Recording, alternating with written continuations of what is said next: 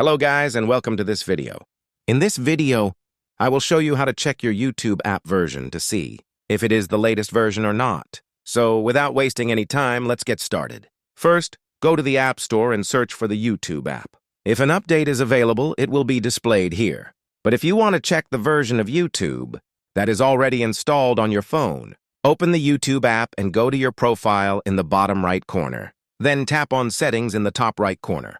Scroll all the way down until you see the About button and tap on it. Here, you will see the version of YouTube currently installed on your device. So that's it for this video.